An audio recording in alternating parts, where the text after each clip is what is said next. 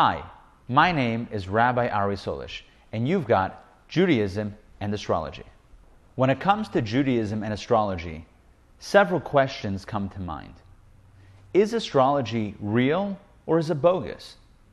Is it kosher or is it off limits?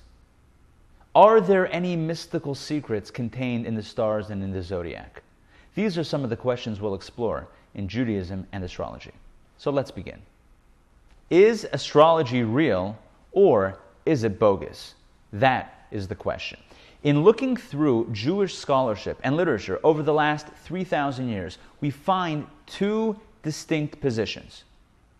Maimonides, in response to a letter written to him from a Jew in France, writes that astrology, which is the study of planetary position, the position of the stars and planets, in order to determine various phenomena in the human realm, in the earthly realm, Maimonides writes that astrology cannot at all be considered to be a science. He writes that which a person should take as truth should be either something that they themselves experienced with their own senses, or something that somebody credible, a credible source, shares with them, or something that can be empirically proven. Maimonides says that based on these three criteria, astrology cannot be considered a science. Remember, Maimonides, the great sage, scholar, codifier of Jewish law, scientist, astronomer, and physician, is writing that astrology cannot be considered to be a science. On the other hand, we have a contemporary of Maimonides, Nachmanides, who writes clearly that there is some truth to astrology, that there are signs, there are messages that can be derived from the stars.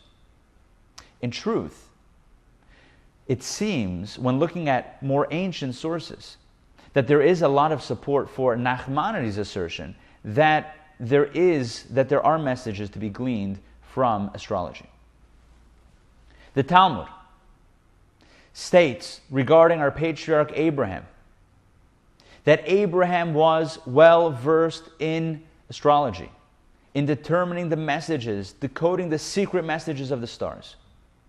The Talmud, on the verse from the book of Genesis, chapter 24:1, where the Torah tells us that God blessed Abraham with everything. The Talmud comments, what does it mean that God blessed Abraham with everything? It means that God gave Abraham the gift of astrology, of understanding the secret meaning behind the stars and the planetary position. To the extent that kings, the Talmud says, kings from the east and from the west used to arrive at Abraham's door in order to seek guidance regarding the messages of the stars. The Midrash relates that King Solomon, the greatest of the Jewish kings, the one who built the Holy Temple in Jerusalem, King Solomon himself was an expert in astrology. From these sources and others as well, it seems clear that there is some truth to be found in astrology. Which begs the question, on Maimonides, it seems Maimonides says that astrology is not at all a science. How do we reconcile these conflicting opinions? And so, what I would like to present is a possibility for reconciliation. It reminds me of a story where two litigants come before the rabbi. Each one has their story, their tale of what had transpired, and the first fellow presents his story, his tale to the rabbi, and the rabbi, in response to his claim, says, "You're right. What you're saying is true." Immediately following, the second litigant presents his tale of what had happened, his account. The rabbi replies to his story, "You're right."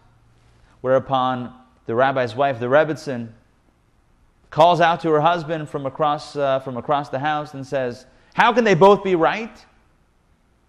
And the rabbi replies, "No, you're also right."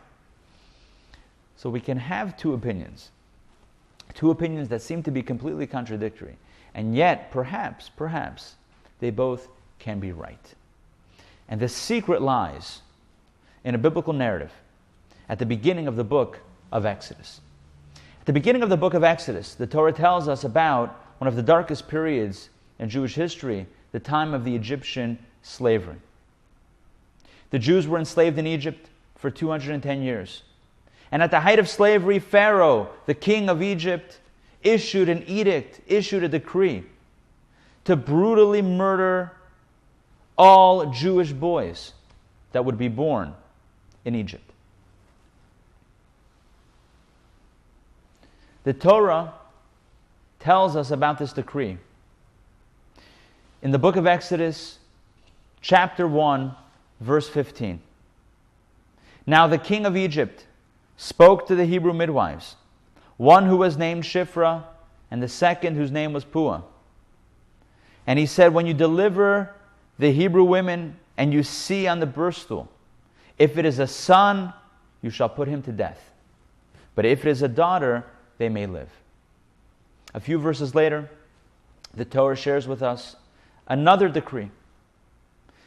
Verse 22, Pharaoh commanded all his people, saying, every son who is born you shall cast into the Nile, and every daughter you shall allow to live. Are sages ever aware of the biblical nuance, of slight differences in wording in the Torah? Point out that indeed we find in these two verses two distinct decrees, one aimed squarely at the Jewish children, the Jewish boys, and one aimed at the entire Egyptian people, all boys that would be born, whether Jewish or Egyptian. And our sages explain that what had happened was that the astrologers of Pharaoh saw in the stars, in the heavens, that there was to be a Redeemer born that would save the Jewish people from Egypt. But they saw in the stars as well that this child would be brought up in a non-Jewish home, in an Egyptian home. They saw the exact date that he would be born. And so the Egyptian astrologers told Pharaoh of this impending birth and of the day of the birth of this Redeemer, and Pharaoh issued a decree saying that all boys born on this day, on this one particular day, whether born to a Jew or whether born to an Egyptian, all of the boys should be thrown into the Nile River. Why the Nile River? Again, the astrologers.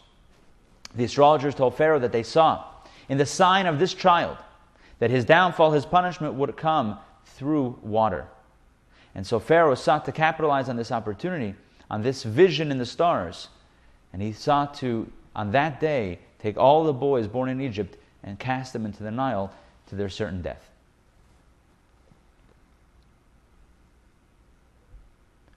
In truth, Moses was born on that day. And Moses indeed was raised in an Egyptian home. And Moses' downfall did indeed come through water, but not at his birth. 120 years later, with the Mei Merivah, the waters of strife, in the desert, when Moses hit the rock instead of speaking to the rock, and God decreed that Moses should not enter the land of Israel, but rather should perish in the desert. Says the Talmud that the astrologers of Pharaoh saw, but they didn't understand what they were seeing. They muttered, but they didn't know what they were muttering.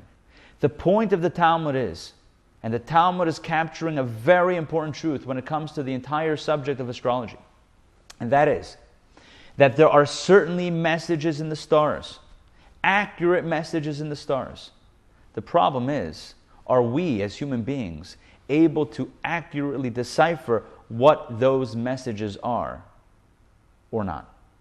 And in the case of Pharaoh and his astrologers, it is clear, the Talmud tells us, that they saw, but they could not comprehend the extent of what they were seeing. Based on all of this, we can help reconcile the apparent contradiction, disagreement between Maimonides and Nachmanides. Where Maimonides writes that astrology cannot at all be considered a science, but Nachmanides writes that there are messages to be found within the stars. And the answer is they are both correct. Clearly, our sages tell us that there are messages to be found within the stars. As the astrologers of Pharaoh and Egypt demonstrate, they were able to see messages in the stars. But as the same story illustrates, they were not able to effectively decode and decipher the messages of those stars that they were seeing. As the Talmud concludes, they saw but did not know what they were seeing. They muttered but did not know what they were muttering. So Maimonides writes that astrology is not a science. The astrology, the methods that we have of looking into the stars, gleaning wisdom to apply to our lives, that's not foolproof. How do you know how to decipher the message of the stars? You might see something, but what does it actually mean? Maimonides says that cannot be called a science. It's guesswork at best. Whereas Nachmanides is talking about the concept itself of there being messages in the stars, that we can definitively say, yes, there are messages in the stars. Astrology is real in theory, but is not scientific in practice.